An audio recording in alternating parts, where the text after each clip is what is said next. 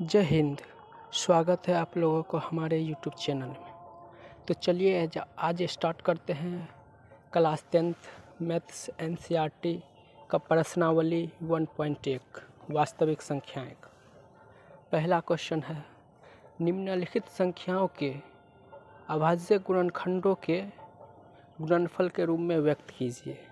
तो देखिए 140 का पहले अभाज्य गुणनखंड करेंगे, ठीक है। तो 140 का अभाज्य गुणनखंड करेंगे, 2 से लगाएंगे 70 होगा, फिर 2 से लगाएंगे 35 होगा, फिर 5 से लगाएंगे 7 होगा। तो 140 का अभाज्य गुणनखंड हो जाएगा 2 का स्क्वायर गुना 5 गुना 7, ठीक है। अब दूसरा देखते हैं 156 का अभाज्य गुणनखंड। 2 से लगाएंगे फिर 78 आएगा, फिर 2 से लगाएंगे फिर 39 आएगा, फिर 3 से लगाएंगे 13 आएगा। तो 156 का अभाज्य गुणनखंड हो जाएगा 2 का स्क्वायर गुना 3 गुना 13, ठीक है। ऐसे ही तीसरा बनेगा 3825 का अभाज्य गुणनखंड करेंगे तो 2 से नहीं लगेगा, क्यों? लास्ट में सम संख्या नहीं है, यानी कि 2 से नहीं कटेगा, उसी कारण 3 से कटेगा। तो 3 से लगाएंगे, 3 से लगाएंगे तो 1275 आएगा, फिर 3 से लगाएंगे तो 425 आएगा, फिर 5 से लगाएंगे तो 85 आएगा, फिर 5 से लगाएंगे तो 17 आएगा। तो 3825 का अभाज्य गुणनखंड हो जाएगा 3 का स्क्वायर गुना 5 का स्क्वायर गुना 17, ठीक है। अब चौथा देखते हैं 7429 का होगा, 17 से लगेगा 437 आएगा, फिर 19 से लगेगा तो 23 आएगा। तो 7429 का अभाज्य गुणनखंड हो जाएगा 17 गुना 19 गुना 23, ठीक है। पहला क्वेश्चन डन हो गया। अब दूसरा क्वेश्चन देखते हैं। पूर्णांकों के निम्नलिखित युग्मों के HCF एंड LCM ज्ञात कीजिए तथा इसकी जांच कीजिए कि दो संख्याओं का गुणनफल बराबर है HCF गुना LCM। दो संख्या का गुणनफल का फॉर्मूला बताए होंगे। पहला संख्या गुना दूसरा संख्या बराबर होता है LCM गुना HCF का। वैसे ही क्वेश्चन होगा। तब देखते हैं नेक्स्ट पेज पर सॉल्यूशन पहला का। पहले 26 और 91 का LCM और HCF निकाल लेंगे अभाज्य गुणनखंड विधि द्वारा। तो देखिए 26 का पहले गुणनखंड करेंगे तो 2 गुना 13 होगा, फिर 91 का गुणनखंड करेंगे तो 7 गुना 13 होगा, 13 7 91, ठीक है। तो HCF कौन होगा? जो दोनों में कॉमन आता हो, जैसे 13 दोनों में है तो 13 आ गया HCF। LCM कौन होगा? 13 लिख दीजिए जो दोनों में कॉमन है, और जो दोनों में कॉमन नहीं हो वो लिख दीजिए। जैसे 13 दोनों में कॉमन है वो लिख दिए, फिर 2 बचा तो 2 लिख दिए, फिर 7 बचा तो 7 लिख दिए। तो 13 दूना 26 7 182 होता है, ठीक है। अब देखिए LCM आ गया 182। अब नाउ मतलब अब होता है फर्स्ट संख्या गुना सेकेंड संख्या बराबर HCF गुना LCM। तो देखिए फर्स्ट संख्या क्या है 26 गुना सेकेंड संख्या 91 बराबर LCM कितना है? LCM 182 गुना HCF कितना है 13, तो 13 गुना 182 बराबर हो जाएगा 26 गुना 91 बराबर 2366 बराबर 13 गुना 182 हो जाएगा 2366। बस यही हमको प्रूफ करना था। वैसे ही दूसरा क्वेश्चन देखते हैं। 510 और 92 का प्रूफ करना है, वैसे ही जैसा पहला क्वेश्चन किए थे। 510 का आप अभाज्य गुणनखंड कर लेंगे तो 2 गुना 3 गुना 5 गुना 17 हो जाएगा, ठीक है। फिर 92 का अभाज्य गुणनखंड कर लेंगे 2 गुना 23 हो जाएगा, ठीक है। तो HCF कौन होगा? जो दोनों में कॉमन है। देखिए ओनली फॉर 2 कॉमन है तो 2 आ गया आंसर। और LCM कौन होगा? जो दोनों में कॉमन है उसको पहले लिख दीजिए, बाकी बात जो बचा है उसको लिख दीजिए। तो हो जाएगा 2 गुना 3 गुना 5 गुना 17 गुना 2 गुना 23 बराबर हो जाएगा 23,460, ठीक है। अब देखते हैं फर्स्ट गुना सेकेंड बराबर HCF गुना LCM। 510 गुना 92 बराबर 2 गुना 23,460 बराबर हो जाएगा 46,920 और बराबर हो जाएगा 46,920। प्रूफ हो गया, ठीक है। अब अगला थर्ड नंबर क्वेश्चन देखते हैं। 336 और 54 का ज्ञात करना है। 336 का अभाज्य गुणनखंड निकालेंगे तो हो जाएगा 2 गुना 2 गुना 2 गुना 2 गुना 3 गुना 7, ठीक है। 54 का निकालेंगे तो 2 गुना 3 गुना 3 गुना 3। देखिए ये दोनों में से कॉमन कौन है, खाली 2 है और 3 है, तो HCF हो जाएगा 2 गुना 3 बराबर 6 और LCM बाकी बाद लिख दीजिए, तो गुना करेंगे तो 3024 हो जाएगा, ठीक है। अब देखते हैं नेक्स्ट पेज पर इसका प्रूफ कैसे होता है। चलिए देखिए, फर्स्ट गुना सेकेंड बराबर HCF गुना LCM। फर्स्ट कितना है संख्या 336 और सेकेंड 54। 336 गुना 54 बराबर 6 गुना 3024, तो हो जाएगा 18144 बराबर हो जाएगा 18144। दोनों प्रूफ हो गया। अब देखते हैं थर्ड नंबर क्वेश्चन। अभाज्य गुणनखंड विधि द्वारा निम्नलिखित पूर्णांकों को HCF और LCM ज्ञात कीजिए। पहला देखिए क्वेश्चन है 12, 15 और 21 का HCF और LCM ज्ञात कीजिए। तो 12 को पहले अभाज्य गुणनखंड करेंगे तो हो जाएगा 2 गुना 2 गुना 3, और 15 को करेंगे तो 3 गुना 5 हो जाएगा। 21 को करेंगे तो 3 गुना 7 हो जाएगा। तो HCF देखिए तीनों में कॉमन कौन है, ओनली फॉर 3, तो HCF 3 हो जाएगा। और LCM कितना हो जाएगा, जो HCF है उसको लिख दीजिए और बाकी बात जो बचा है उसको सबको लिख दीजिए, तो मल्टीप्लाई करिएगा तो 420 आ जाएगा, ठीक है।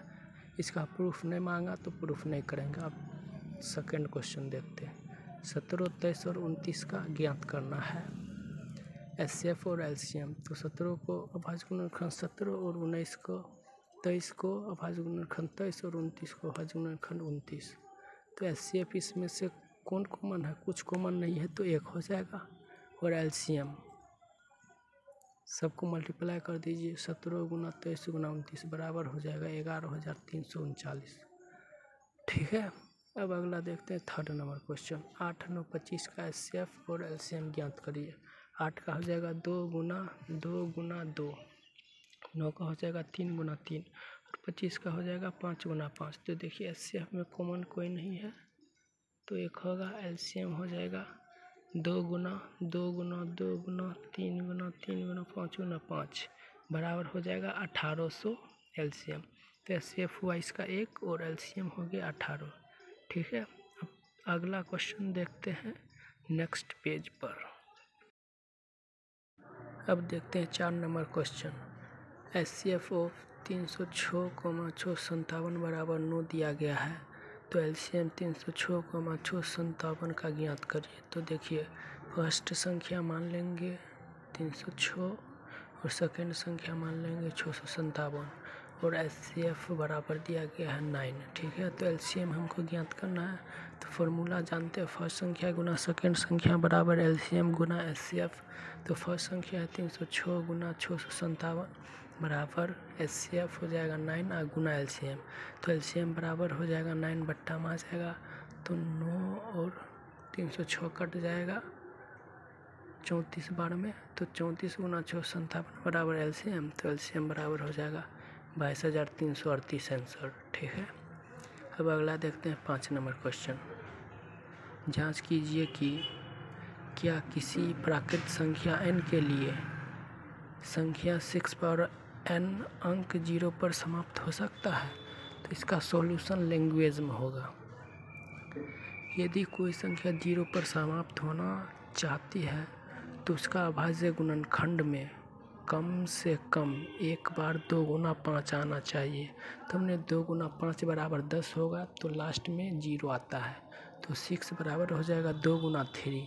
तो देखिए 6 का अभाज्य गुणनखंड करने पर 2 गुना 5 का रूप का नहीं आया, अर्थात यह कभी भी 0 पर समाप्त नहीं हो सकता है किसी भी संख्या n के लिए, तो ये नहीं होगा आंसर, ओके।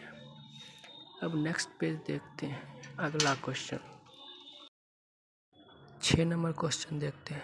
व्याख्या कीजिए कि 7 गुना 11 गुना 13 प्लस 13 और 7 गुना 6 गुना 5 गुना 4 गुना 3 गुना 2 गुना 1 प्लस 5 भाज्य संख्या क्यों है। देखिए इसका सॉल्यूशन मान लेंगे x बराबर 7 गुना 11 गुना 13 प्लस 13, तो 13 कॉमन आ जाएगा तो बचेगा 7 गुना 11 गुना 1 और प्लस 1, तो 13 इंटू हो जाएगा 78। तो 78 का अभाज्य गुणनखंड करेंगे तो हो जाएगा 2 गुना 3 गुना 13।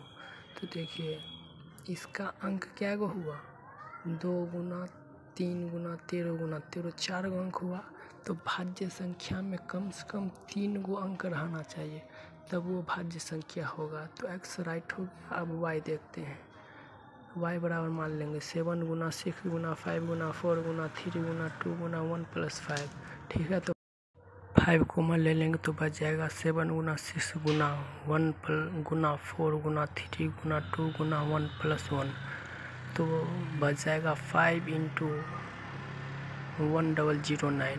तो 5 इंटू 1009 और मल्टीप्लाई 1, क्यों, भाज्य संख्या में कम से कम 3 को अंक होना चाहिए। 5 गुना 1009 2 अंक हुआ, उसी कारण 3 को अंक पुराना है, उसी कारण हम 1 से मल्टीप्लाई कर दिए। एक साथ मल्टीप्लाई कर दीजिए, किसी संख्या में तो कोई फ़र्क नहीं पड़ता। ठीक है, अब देखते हैं, अतः x एंड y एक भाज्य संख्या है, क्योंकि x एंड y में कम से कम 3 अंक है। ओके, अब 7वां क्वेश्चन देखते हैं। किसी खेल के मैदान के चारों ओर एक वृत्ताकार पथ है। इस मैदान का एक चक्कर लगाने में सोनिया को 18 मिनट लगते हैं, जबकि इस मैदान का एक चक्कर लगाने में रवि को 12 मिनट लगते हैं। मान लीजिए कि दोनों एक ही स्थान और एक ही समय पर चलना प्रारंभ करके एक ही दिशा में चलते हैं। कितने समय बाद में पुनः प्रारंभिक स्थान पर मिलेंगे। तो देखिए, 2 आदमी एक ही स्थान से शुरू करते हैं और अलग अलग समय में कितना देर बाद उसी स्थान पर पहुंचेंगे। तो इसका सॉल्यूशन देखते हैं नेक्स्ट पेज पर। देखिए सॉल्यूशन, कम से कम समय में मिलेगा, तब 12 और 18 का एलसीएम लेंगे, और ज़्यादा कहता समय मिलता तो 12 और 18 का एचसीएफ लेता। ठीक है, तो पहले क्वेश्चन क्या बोला, एक वृत्ताकार पथ है, तो उस वृत्ताकार पार लिए और एक ही स्थान से सोनिया और रवि चल रहा है। ठीक है, स्थान का चिन्ह भी दे दिए। तो सोनिया देखिए, उसको 18 मिनट लगेगा एक चक्कर मारने में, और रवि को 12 मिनट लगेगा एक चक्कर मारने में। तो देखिए इसका लॉजिक भी लगा लीजिए, सोनिया मारेगा 18 मिनट में एक चक्कर, 2 चक्कर में कितना मिनट लगेगा, 36 मिनट, और रवि को 36 मिनट कितना चक्कर में लगेगा, 3 चक्कर में, यानी कि 12 या 36। तो इसका सॉल्यूशन 36 मिनट हो जाएगा। नहीं तो हम सॉल्यूशन इसका करते हैं, पहले 12 का अभाज्य गुणनखंड करेंगे तो 2 गुना 2 गुना 3 हो जाएगा, फिर 18 का अभाज्य गुणनखंड करेंगे तो 2 गुना 3 गुना 3 हो जाएगा। तो देखिए इसका एलसीएम क्या होगा, एलसीएम होगा 2 गुना 3 गुना 2 गुना 3 बराबर 36। देखिए 2 मिला है दोनों में तो एक बार लिख दें, 3 मिला है दोनों में तो एक बार लिख दें, फिर 2 और 3 बच गया तो 2 3 लिख दें, तो 2 तिया 6 दूना 12 तिया 36 मिनट होगा।